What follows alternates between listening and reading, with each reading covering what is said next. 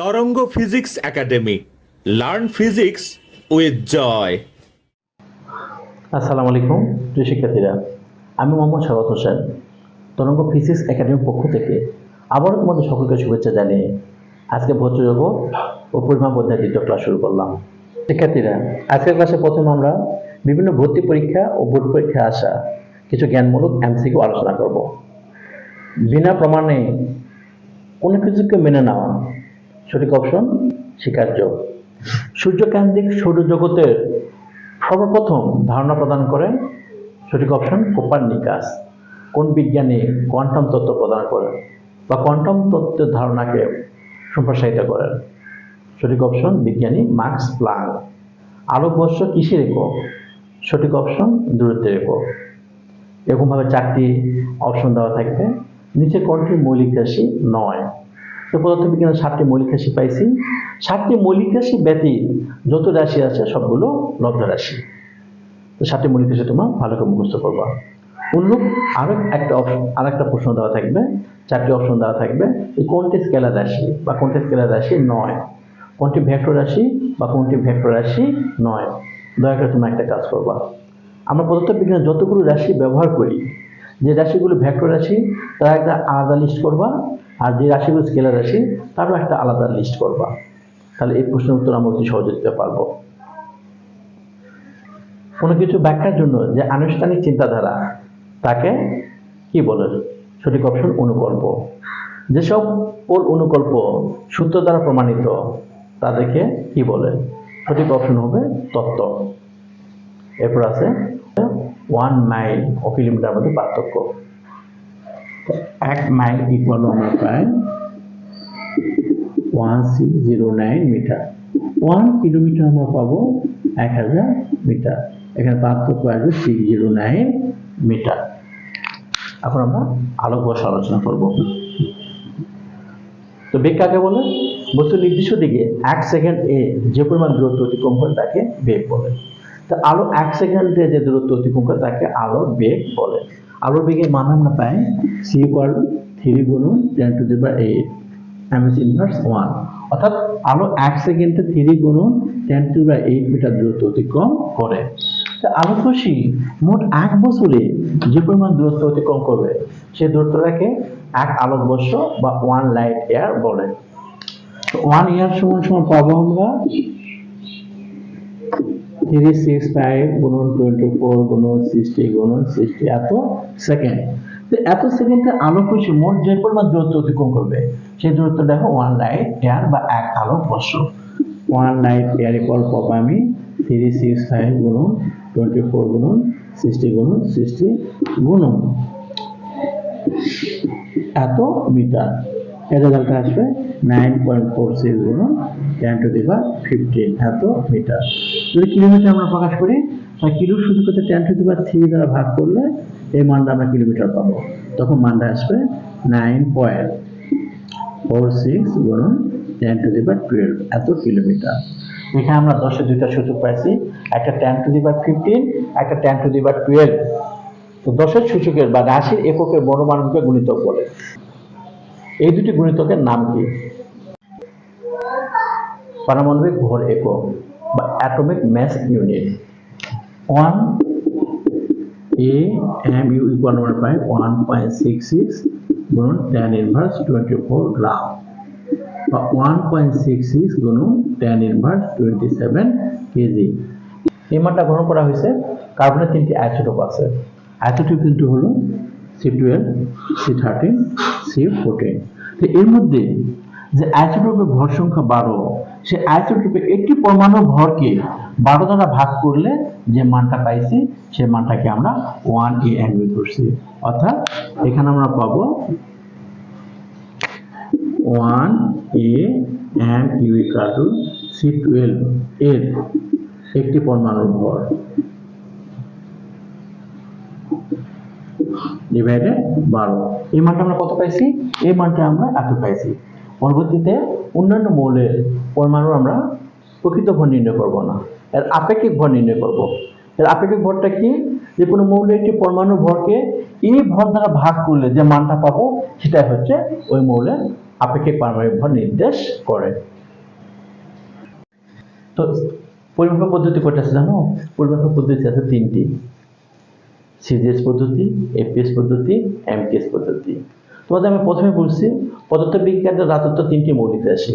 মৌলিক রাশি তিনটি হচ্ছে কি? দূরত্ব, ভর, সময়। প্রথম পদ্ধতি হচ্ছে সিজিএস পদ্ধতি। সিজিএস এর দৈর্ঘ্য একক সেন্টিমিটার, ভর একক গ্রাম, সময় একক সেকেন্ড। এপিএস এ দৈর্ঘ্য একক ফুট বা ফিট, এখানে পাউন্ড, এলবি পাউন্ড, আর এখানে সেকেন্ড। তারপর আছে এমকেএস, দৈর্ঘ্য একক মিটার, ভর একক কিলোগ্রাম, সময় একক সেকেন্ড। সাধারণত তিনটি পদ্ধতিতে সময় একক সেকেন্ড একই আছে, কিন্তু এই দুই পদ্ধতিতে ভরের এবং দূরত্ব এককে পরিবর্তন ঘটছে। তো 1 কিউসেক সমান কত লিটার বা কত কেজি? তো লিটার কাকে বলে? 1 কেজি বিশুদ্ধ পানির আয়তনকে 1 লিটার বলে। অর্থাৎ 1 কেজি বিশুদ্ধ পানি যে আয়তন দখল করে সেই আয়তনটাকে 1 লিটার বলা হয়। তা আয়তনের প্রকৃত হচ্ছে মিটার কিউব। তো পানির ঘনত্ব সংখ্যাটা একটু তোমাদের দিই। যে বস্তুর একক আয়তনের ভরকে তার উপাদানের ঘনত্ব বলে। এখানে ভি মিটার কিউব আয়তনের ভর আমি ধরলাম এম কেজি। 1 মিটার কিউব আয়তনের ভর হবে এম ডিভাইডেড ভি। একে ঘনত্ব রো বলে। রো ইকুয়াল টু পাবো আমরা এম ডিভাইডেড ভি। এখান থেকে ভর আমরা এম ইকুয়াল টু পাবো রো ভি। এই সমীকরণটা আমাদের একটু প্রয়োজন আছে, এখানে আমি নোট করে রেখে দিলাম M equal to rho V. ঘনত্ব সর্বদা রো এর মান ব্যবহৃত হয় 1000 কেজি মিটার ইনভার্স 3। এই মানটা তোমার জ্ঞান মনে তোমার জেনে রাখবা। এখন কিউসেক, 1 কিউসেক ইকুয়াল 1 ঘন ফুট। অর্থাৎ এটা আমি লিখতে পাবো 1 ফুট গুণন 1 ফুট গুণন 1 ফুট। 1 ফুট সমান লেখা যায় 30.48 সেন্টিমিটার।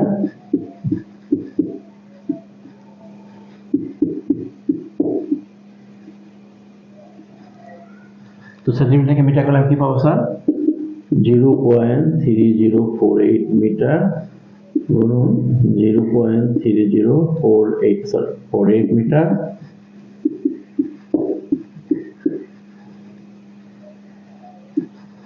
এই মানটা আসবে 0.02837 এত মিটার কিউব। অর্থাৎ 1 ঘনফুট সমান পাবো আমরা এত মিটার কিউব। এত মিটার কিউব পাইলে আমরা এখন ভর নির্ণয় করব।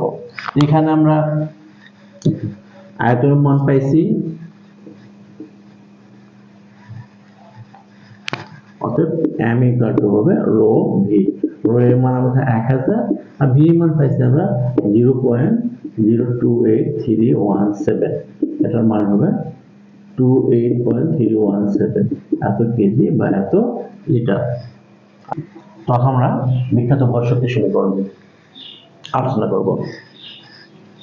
তো শিক্ষার্থীরা, প্রাচীনকাল থেকে যে পদার্থবিজ্ঞানটা আজও পর্যন্ত প্রচলিত আছে সেই পদার্থবিদ্যাকে বলা হয় চিরায়ত পদার্থবিজ্ঞান।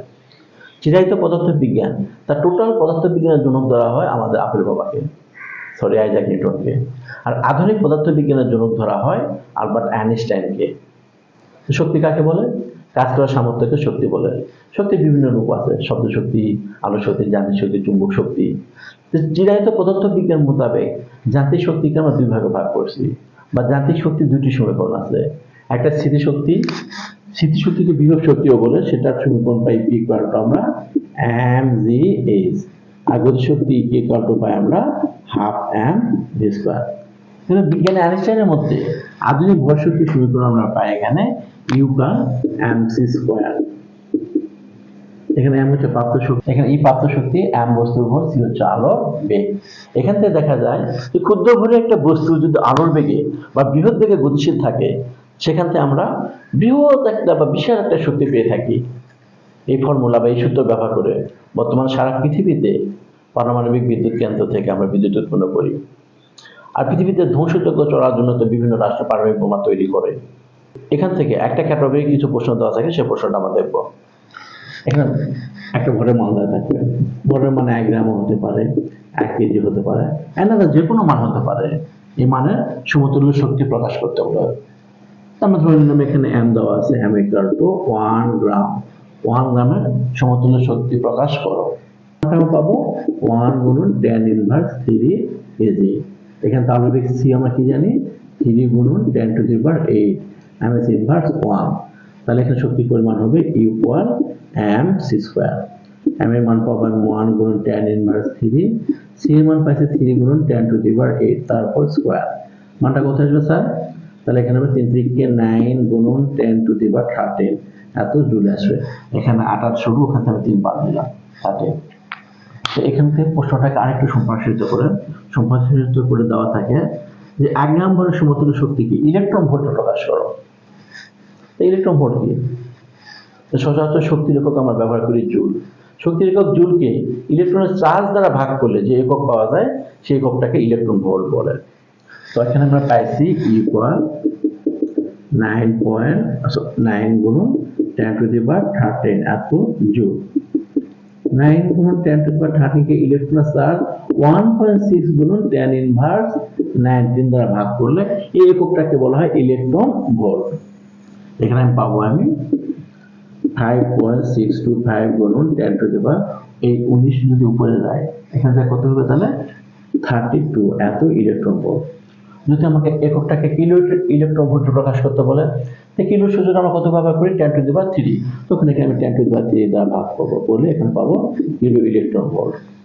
আর যদি আমাকে বলে মেগা ইলেকট্রন ভোল্টে প্রকাশ করো, তো মেগা শুধু আমি কত পাবো স্যার 10 টু দি পাওয়ার 3, তখন এখানে আমি দেবো মেগা ইলেকট্রন ভোল্ট। তো শিক্ষার্থীরা তোমাদের আবারও বলেছি যে আমার ক্লাসটা তোমার সুন্দরভাবে দেখবা, আমি সহজভাবে তোমাদের উপস্থাপনের চেষ্টা করি। আর আমাদের ক্লাস যদি তুমি এতটুকু বুঝতে পারো তোমার বন্ধুদের সাথে তোমার শেয়ার করবা। নেক্সট ক্লাসে তোমাদের সাথে দেখা হচ্ছে। তোমরা প্রত্যেকেই সুস্থ সুন্দর থাকো এই কামনায় আমি আজকে এখানে বিদায় নিচ্ছি। আসসালামু আলাইকুম।